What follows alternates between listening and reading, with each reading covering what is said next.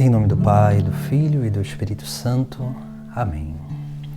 Então, nós chegamos hoje, ao 5º grau, da vida de oração, que é aquilo que os santos, principalmente Santa Teresa, e assim como muitos outros santos vão chamar de oração sobrenatural. O que significa essa oração sobrenatural? Veja que aqui é o ápice dessa vida de intimidade com Deus, de união com Deus. Então nós temos 4 aspectos fundamentais dessa oração sobrenatural. Esses 4 aspectos, eles são interessantes porque nesse grau aqui nós temos algo que é gerado por Deus, mas também é gerado em comunhão com a nossa própria vontade, com o nosso querer, com o nosso desejo de união maior com Deus. Então aqui podemos dizer assim, esse grau de oração sobrenatural, ele tem a ver com a liberdade humana e a graça divina, a vontade de Deus. Então o primeiro aspecto dessa oração sobrenatural é o recolhimento infuso. O que significa isso, o recolhimento infuso? Esse recolhimento infuso significa o quê?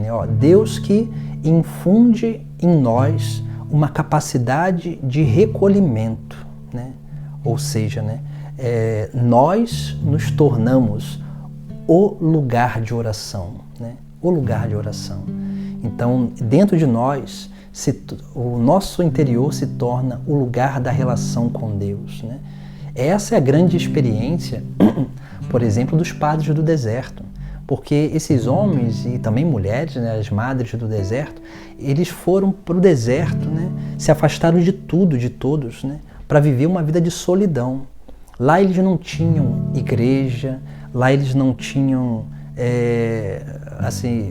de vez em quando eles iam à cidade mais próxima para a recepção dos sacramentos, mas eles viviam, em geral, eles viviam num recolhimento total. Por quê? Porque eles entenderam que o lugar da relação com Deus é o nosso interior.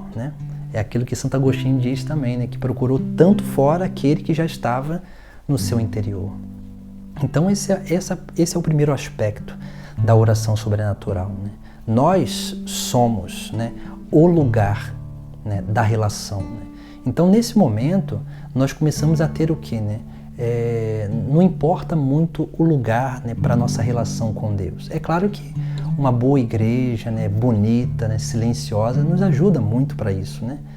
Mas nós começamos a entender que quando nós nos sentamos ou estamos em algum lugar, fechamos os nossos olhos e ali nós começamos a dialogar com Deus, nós começamos a perceber essa presença de Deus no nosso interior. Então esse recolhimento infuso, ele realiza essa obra, primeira no nosso interior. Depois, esse recolhimento infuso, ele é também o quê? Ele é também a gente pode dizer que é uma capacidade de gerarmos um silêncio, uma paz interior, onde ali a gente fica de uma forma estática, onde essa forma estática ela nos possibilita adentrar no mistério de Deus. Então isso acontece muito com aqueles que já estão muito adiantados na sua vida espiritual. Então, por exemplo, é a partir desse momento que começa a surgir as manifestações sobrenaturais, ou podemos dizer extraordinárias, de consolações que Deus vai nos dando. Porque nesse recolhimento interior, Deus ele vai nos dando ali certas moções, certas inspirações. Então essa é a primeira coisa. Depois, o segundo aspecto dessa oração sobrenatural é a quietude. A quietude é o quê? Você lembra quando Jesus diz, aprendei de mim que sou manso e humilde de coração? A quietude é justamente isso, É uma capacidade de mansidão interior, de humildade interior, onde nós conseguimos como que quase calar todas as coisas que se movem dentro de nós, para que a gente possa direcionar a nossa mente, o nosso coração para um foco só, que é o próprio Deus, né? Ou que é aquele mistério que nós estamos contemplando, meditando na nossa oração, né? Então, ou aquele assunto, né, que nós estamos levando para a nossa oração, para o nosso diálogo com Deus. Então essa quietude, ela faz isso, né? Ela nos permite realmente calar, né? Tanto interiormente e exteriormente, aquilo que nos distrai, para que nós possamos ter uma atenção muito maior com aquele que nós estamos dialogando. Depois, o terceiro aspecto da oração sobrenatural é a simples união. O que significa isso, né? A simples união, ela nos traz uma experiência muito interessante, que é uma experiência de eternidade. Porque, por exemplo, quando nós estamos numa experiência de oração forte, né, que não precisa ser em momentos de oração, onde outras pessoas estão fazendo algum tipo de oração, não precisa. Mas quando nós aprendemos essa intimidade de oração, onde nós nos colocamos ali, né, em recolhimento, nós começamos a experimentar essa quietude interior na nossa vida, nós começamos a ter uma experiência de eternidade. O que é a experiência de eternidade? É aquela experiência onde nós não conseguimos mais perceber o tempo passar, né? A gente perde a noção do tempo, né? Às vezes a gente passa naquele momento ali, às vezes muitos minutos, né? Às vezes 5, 10, 15, 20, meia hora, às vezes 1 hora, naquele estado ali, né, de interioridade, dessa simples união, né, com Deus, que a gente está tão focado e unido, a nossa mente está tão unida a Deus, nosso coração está tão unido a Deus, que o tempo passa que a gente não percebe. Então essa simples união é essa experiência de eternidade, né, como nós havíamos falado.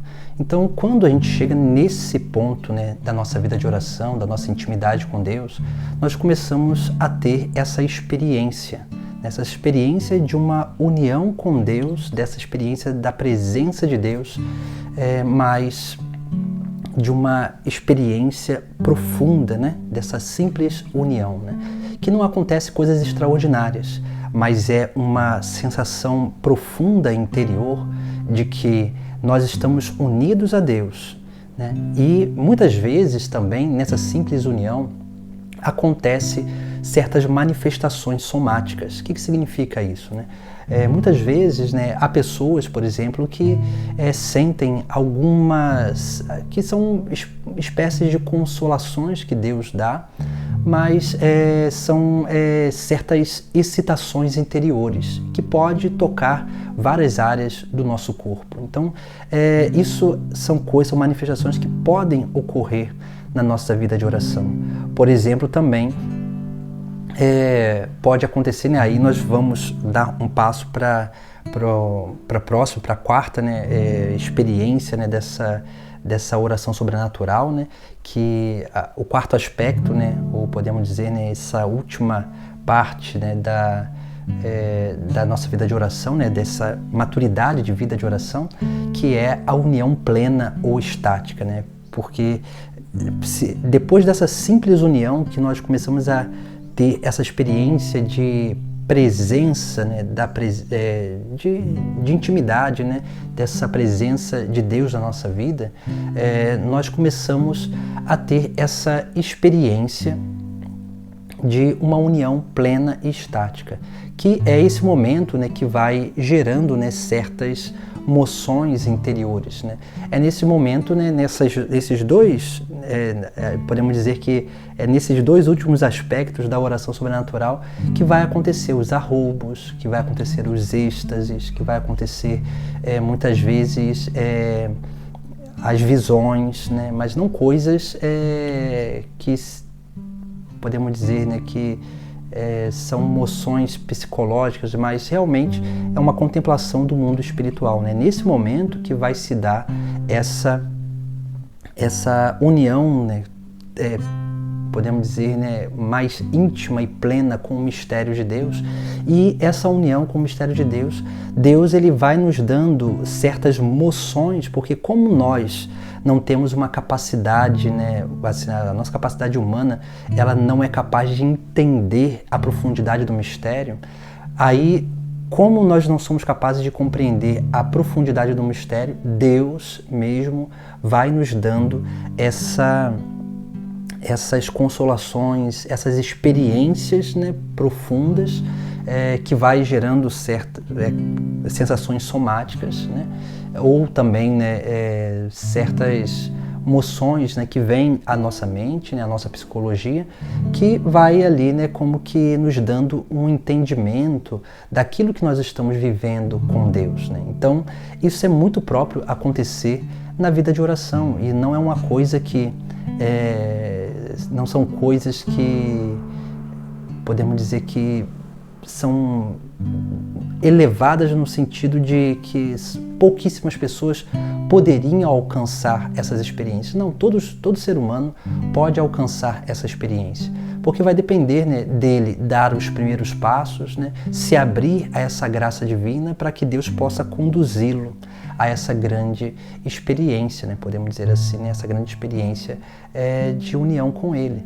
E nesses últimos graus, né, da oração sobrenatural, é nesse momento também que começa a, como dizia, né, essas sensações corporais, mas também é nesse momento que há uma união cada vez mais plena, né, uma união cada vez mais plena com Deus, né, através do seu mistério, né. Por isso que muitos santos, né, por exemplo, receberam por exemplo, os estigmas, né? São Pio de Pietrelcina, São Francisco, Santa Teresa, por exemplo, que tem a transverberação do seu coração, né? Então, vários santos tiveram essa experiência, né, de participação íntima e profunda e plena do mistério de Deus, né? Onde eles foram capazes de tocar, né, o mistério da vida, um mistério da vida de Cristo, né, profundamente, né? Então isso é muito comum, né? Há santos, por exemplo, que tiveram uma experiência com a ressurreição de Cristo, com a transfiguração de Cristo também. Então, assim, tiveram essa experiência de exalar, né, luz, né, do seu próprio corpo. Então, todas essas coisas podem acontecer, né, dentro daquilo que é a nossa experiência com Deus, né? Nós podemos sentir coisas, nós podemos também manifestar, né, essas coisas e outras pessoas perceberem. Então isso é muito comum nessa profundidade, porque isso acontece quando há uma união tão plena com o divino, onde o divino ele começa a transbordar da nossa vida. E aí, esse transbordamento da nossa vida, ele vai acontecer de várias formas. Não são formas que a gente escolhe, mas é aquilo que Deus quer, né? Aquilo que Deus escolhe, como Deus escolhe se manifestar da nossa vida para tocar a vida dos outros, né? Então, aqui nós vemos, né, esses graus, né, da vida de oração, que nós precisamos dar passos, né, de crescimento, passos de aprofundamento, né? Como a gente viu e refletiu, né, sobre esses 5 graus, né, da vida de oração, nós vimos lá que os primeiros graus, eles são muito práticos, né, ou depende muito da nossa vontade, né, da gente praticar certas coisas, da gente colocar em prática certas coisas, da nossa dedicação, né, da nossa busca de Deus. Depois nós vemos, né, do 3º grau em diante, nós começamos que é a transição para a oração sobrenatural, nós começamos a perceber que depois que nós nos esforçamos para essa união com Deus, o próprio Deus ele começa a nos dar certas experiências, né, dessa união. E aí nós começamos, né, realmente a ter uma experiência da presença dele na nossa vida, né? Da presença dele em nosso meio, nas circunstâncias, mas principalmente da presença dele dentro de nós, né? E a gente começa a viver realmente aquilo que é os mistérios da vida de Cristo, né? É quando o Verbo se faz carne na nossa própria carne. Esse é o grande chamado que todos nós temos, né? Que corresponder, que o próprio Cristo ele nos faz, né? De viver a sua própria vida, de segui-lo fielmente para uma união cada vez mais íntima, e assim nós possamos cada vez mais ser esse canal da graça, essa fonte transbordante, né? A santidade na igreja é isso, né? Os santos na igreja foram isso, né? Pessoas que se uniram tanto a Deus que a sua vida se transformou numa fonte, né, que jorra para a eternidade. É isso que Jesus Cristo fala à samaritana, né? Aquele que beber da água que eu der, dele jorrará uma fonte para a eternidade. É essa experiência que nós precisamos ter na nossa vida de oração, né? Quanto mais nós nos unimos a Deus, quanto mais nós bebemos dessa água viva, que é o próprio Cristo, que é o Espírito Santo, que é a vontade de Deus Pai, né? Cada vez que a gente se aproxima da Trindade, essa manifestação trinitária ela vai acontecendo na nossa vida, na nossa vida e da nossa vida para a vida dos nossos irmãos. Essa é a vida de oração que nós precisamos alcançar, né? Uma intimidade cada vez maior com Deus, né? No nosso cotidiano, no nosso dia a dia. E assim a gente vai progredindo, crescendo e cada vez mais dando esses passos, né? Passos concretos, né?